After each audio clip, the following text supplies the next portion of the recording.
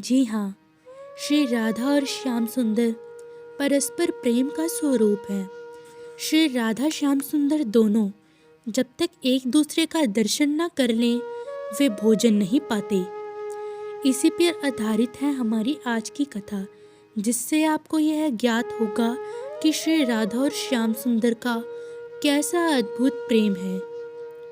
एक बार ललिता जो हमारी प्रियाजू का श्रृंगार कर रही थी, जब श्रृंगार पूर्ण हो गया तो प्रियाजू को दर्पण सेवा करवाई श्री विशाखाजू ने।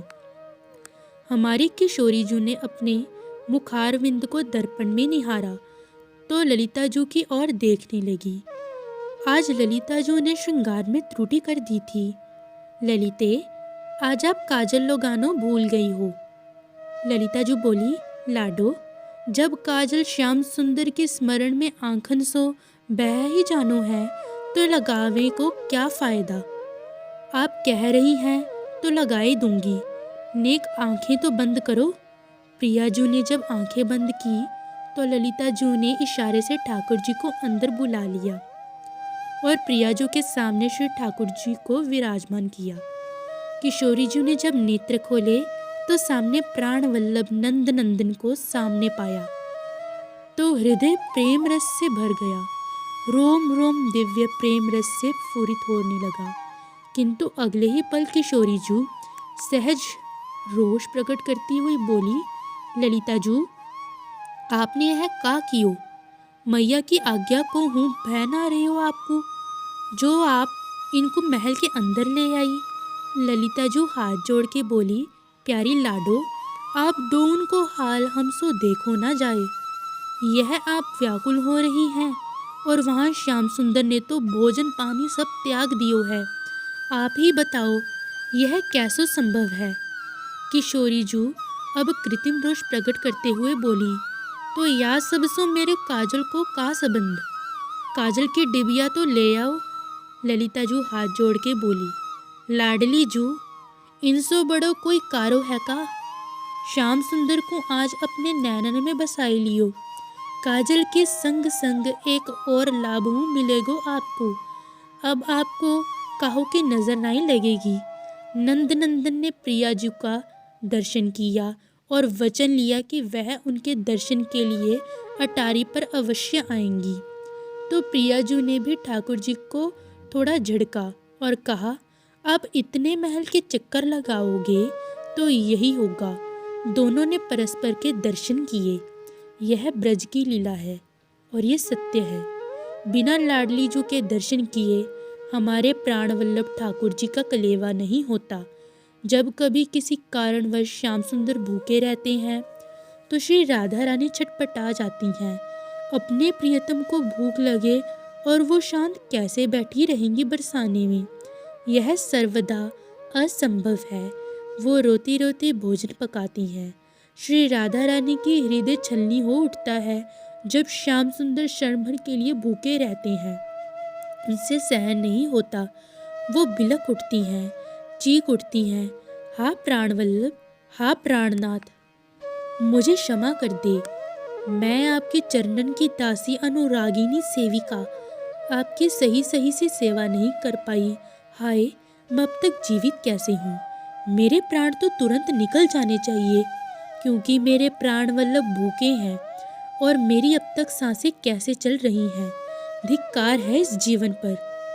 तो बंधुओं और भक्तजनों, यह ध्यान रहे, इस जगत के पालनहार को पालने वाली तो हमारी प्रियाजू ही हैं। हमारी प्यारी जो श्री राधा रानी अमृत हस्ता है।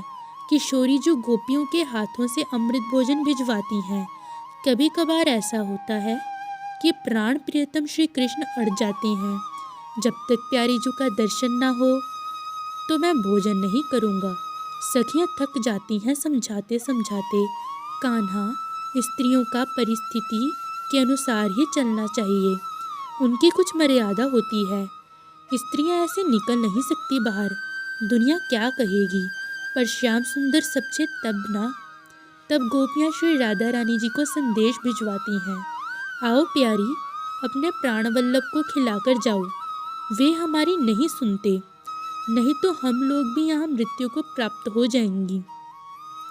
कोई कान्हा की हालत तो देखे, श्री राधा रानी के बिना कैसी हुई पड़ी है। हमारे प्राण प्यारे भूखे प्यासे हों और हम गोपियां प्राण लेकर जीवित नहीं रह सकती। आओ प्यारी, आओ। तो ये संदेश पाकर किशोरी जी स्वयं छुपती छुपाती दौड़ती हुई पहुंचती हैं। वहाँ अपने श्याम सुंदर को प्रेम से भोजन कराती हैं। बस दोनों की आंखें सजल हो जाती हैं, गुलाबी रंग चढ़ जाती हैं और आंखों में रोना निकलता है। सिसकते रहते हैं दोनों के दर्शन को व्याकुल रहते हैं। कान्हा, हमें काहे परेशान कर रहे हो? हम गोपियां तुम्हारे तरह पुरुष नहीं हैं, जब चाहे निकल जाएं घर से बाहर। कुछ मर्यादा नाम की भी चीज़ होती है। हट ना करो, जिद ना करो। श्याम सुंदर कहते हैं फिर। मैं क्या करूं राधे? राधा बिन तो श्याम आधा है। तुम्हारी बताओ, तुमने भोजन किया या नहीं? तो श्री राधा रानी हामी भर देती है।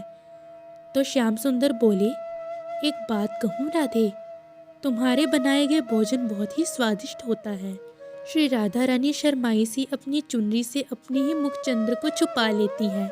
कहती हैं, कुछ तो लज्जा करो श्याम सुंदर, सखियां सामने खड़ी हैं। पर गोपियां प्यारी जी की सब बातें सुन लेती हैं और खिलखिलाते हुए हंस पड़ती हैं। अब श्री जी और भी संकुचित हो जाती हैं। हमारे प्यारे कान्हा जी प्रेम से उन्हें आलिंगन देते हैं, यानी गले लगाते हैं। राधे, प्रेम से तो भोजन और भी स्वादिष्ट होता है। श्री राधा रानी जब यह सुनती हैं तो शर्मा जाती हैं, पर हृदय से प्रेम की तरंगें उमड़ने लगती हैं। श्री राधा रानी ईश्वर से प्रार्थना करती हैं कि हे नारायण, आज आपने मेरी लाज बचा ली, मेरे प्रियतम को भूखे ना रहने दिया। प्रभु, ऐसा आशीर्वाद दीजिए कि मैं सदैव अपने प्राण प्रियतम श्याम सुंदर को भोजन करा सकूं। ये अगाध प्रेम है। प्रेम में भगवान स्वयं अपनी भगवत्ता भूल जाते हैं। यह महाभाव स्वरूपिणी श्री राधा रानी और अखिल ब्रह्मांड नायक भगवान श्री कृष्ण अपनी भगवत्ता भूल गए। दोनों प्रेम समाधि में चल पड़े, दोनों रो रहे हैं। यह हालत हो जाती है प्रेम में। ऐश्वर्य यहाँ दृश्य हो गया तो रसिकों ने यह मत दिया है, चापत चरण करत नित सेवा, बिन दर्शन नहीं होत कलेवा। बोले श्री राधा श्याम सुंदर की जय हो। तो बंधुओं, मिलते हैं अगली कथा के साथ। तब तक के लिए बड़े प्रेम से बोलिए राधे राधे।